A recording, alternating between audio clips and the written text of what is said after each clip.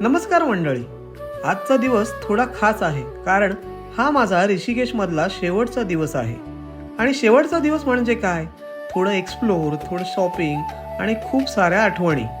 आज मी तुम्हाला घेऊन जाणार आहे खूप शांत, आध्यात्मिक आणि सुंदर ठिकाणी, परमार्थ निकेतन. आणि त्यानंतर आपण फिरणार आहोत इथल्या लोकल मार्केटमध्ये. त्यामुळे व्हिडिओ शेवटपर्यंत नक्की पहा. आमच्या रूम मधून अगदी मागच्या साईडलाच परमार्थ निकेतन आहे. रात्री आम्हाला जायला जमलं नाही. हे बघा, समोरच परमार्थ निकेतन आहे त्या बाजूला. इथून उतरून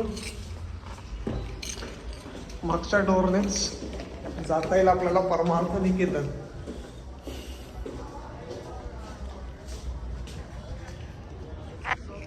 बाजूलाच ही गंगा आहे.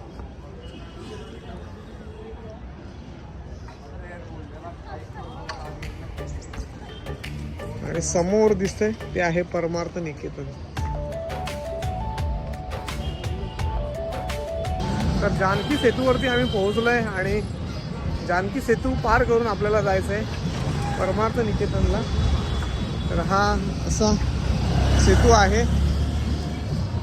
याच्या दोन्ही बाजूने इकडनं गाडी जायला, स्कूटी जायला रस्ता आहे. स्कूटी, बाईक जाऊ शकतात आणि इकडनं येऊ शकतात. आणि जो मिडलचा रस्ता आहे तिथून आपण वॉक करून जाऊ शकतो. म्हणजे लोक येण्या जाण्यासाठी असं बनवलेलं आहे. आणि तुम्हाला जर 4 व्हीलर घेऊन जायचं असेल तर मग खूप फिरून फिरून जावं लागतं. जवळपास 8-9 किलोमीटरचं राऊंड आहे. आणि हे असं जर क्रॉस केलं तर जवळजवळ सगळे जे स्पॉट आहेत ते 1-2 किलोमीटरच्या अंतरावरच आहेत. बाकी तुम्ही जर 4 व्हीलरचा मॅप टाकलात तर तुम्हाला 10-12 किलोमीटर लांब दाखवेल. कारण दुसरा ऑप्शन नाही आहे. फक्त नदीच्या त्या बाजूला जायला तुम्हाला पूर्ण राऊंड मारून यायला लागतो. म्हणजे जवळजवळ 10-12 किलोमीटर एवढं डिस्टन्स जाऊन आणि मग तुम्ही परमार्थ निकेतनला पोहोचाल. तर जास्तीत जास्त चालत फिरलात तर सगळंच जवळजवळ आहे. वाटतात भंडारा. परमार्थ निकेतनचा हा रोड आहे आणि इथे तुम्हाला लोकल शॉप्स, स्ट्रीट शॉप्स आहेत, तिथे खरेदी करता येईल. तुम्हाला थोडंफार इकडे शॉप्स आहेत त्याच्यामध्ये कमी करतात. बाकी जे मार्केटमध्ये मोठे शॉप्स आहेत ते प्राईस कमी करत नाही. तुम्हाला खरेदी करायची असेल तर तुम्ही अशा छोट्या दुकानांमधून सुद्धा करू शकता. एक 15-20 मिनिट चालत आलो की मग आपण पोहोचतो परमार्थ निकेतनला. परमार्थ निकेतनला आम्ही आता चाललोय आतमध्ये. हा एंट्रान्स आहे. परमार्थ निकेतन म्हणजे लिटरली पीसचं डेफिनेशन आहे. इथे येताच तुम्हाला एक वेगळीच पॉझिटिव्ह एनर्जी जाणवते. गंगेचा आवाज, पक्ष्यांचे आवाज आणि सगळीकडे शांतता. इथे योग सेशन्स, मेडिटेशन सेशन्स पण होतात. खूप लोक स्पेशली इथे पीस शोधायला येतात आणि मला वाटते ते इथे नक्कीच मिळतं. पंढरपुर के अंदर में कृष्णा को लोग विठ्ठल भगवान बोलते हैं. जय जय विठ्ठल विठ्ठल, माझा विठ्ठल पांडुरंगा बोलते ना आपके बम्बई साइड में. बराबर, विठ्ठल बोलते हैं कृष्णा को. पंढरपुर. अब ये देखो, ये नरमनी आदमी है, सिंहमनी शेर. ये विष्णु भगवान से क्या वरदान मांगे कि न तो मैं दिन मरूं न रात मरूं, आदमी से मरूं न जानवर से मरूं, घर के अंदर मरूं न बाहर मरूं, न आकाश मरूं न पाताल मरूं, न अस्त्र से मरूं न शस्त्र से मरूं, न नर मारे न नारी मारे. मैं 12 महीने ने 13वां महीना है ना मल मास का, उसमें मारा गया. आकाश न पाताल घुटने में. और दिन न रात संध्या के टाइम में कभी भी घर से बाहर झाड़ू मत दो. रात को जूठा बर्तन घर में मत छोड़ो, धननाशक होता है. नलका टपक रहा है, टप टप करके उसको निकाल दो. पूर्व की तरह मुँह करके पूजा करो. पहली रोटी जो है गौ माता को खिलाओ. हमेशा आपके घर में बरकत रहेगा. भरा हुआ बर्तन बाथरूम में रखो, एक रसोई में रखो, हमेशा घर भरा है. हम कमा रहे हैं, बरकत नहीं हो रही घर में, क्या कारण है? तो वास्तु तो उसके साथ के अनुसार हमेशा भरा हुआ बर्तन होने से घर भरा हुआ रहता है. और यात्रा पे दही गुड़ खा के जाओ. रोटी बनाते हो, पहली रोटी गौ माता को खिलाओ, लास्ट रोटी कुत्ते को खिलाओ. कोई एक्सीडेंट चांसेस से बचता है सभी. ये चीज़ें शास्त्रों में लिखा हुआ है ना.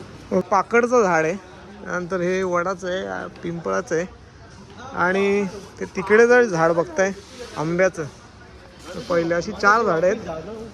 तर ही लावली आहेत 1942 साली श्री सुखदेवानंद महाराज होते, त्यांनी 1942ला ही लावलेली आहेत. म्हणजे जवळपास आजच्या घडीला या झाडांना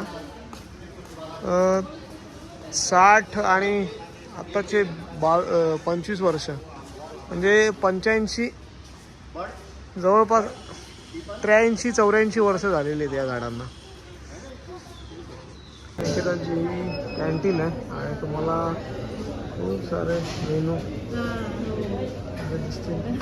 चांगलं कॅन्टीन आहे. क्लीननेस पण मस्त छान आहे, ॲम्बियन्स पण छान आहे आतला.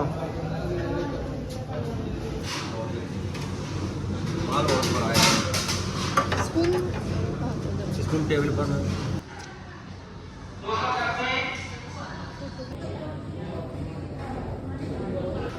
परमार्थ निकेतनमधून आम्ही निघालो आता राम झुल्याकडे.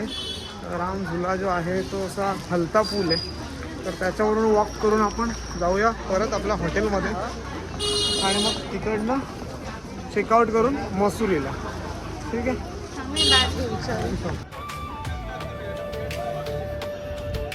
राम झुला रोड.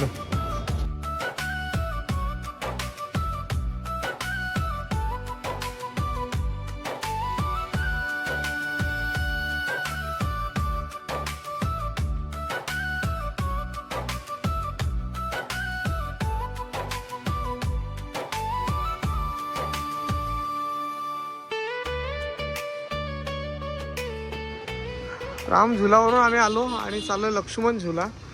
तर तुम्हाला जर शॉपिंग करायची असेल, ऋषिकेशमध्ये शॉपिंग करायची असेल ना, तर लक्ष्मण झुला रोडलाच करा.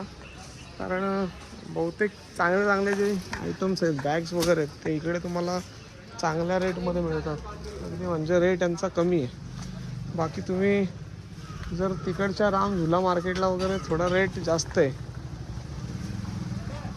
हे एक मार्केट आहे आणि अजून तिकडे त्या साईडला जर तुम्ही गेले तिकडे त्या बाजूला खाली, तरी तुम्हाला चांगलं मार्केट आहे तिकडे. तिकडे सुद्धा तुम्ही शॉपिंग करू शकता.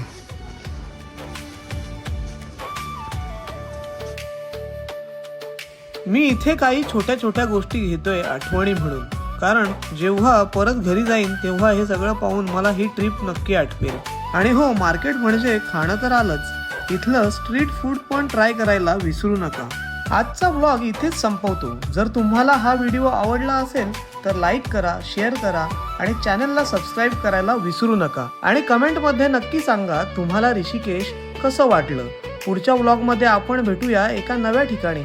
तोपर्यंत take care and keep exploring. ऋषिकेशमधून चेकआउट करून आम्ही आता निघतोय आणि जातोय मसुरीला. आमचा हा ऋषिकेशचा ब्लॉग मी याच ठिकाणी एंड करतो. भेटूया आता मसुरी नेक्स्ट ब्लॉगमध्ये. Bye bye.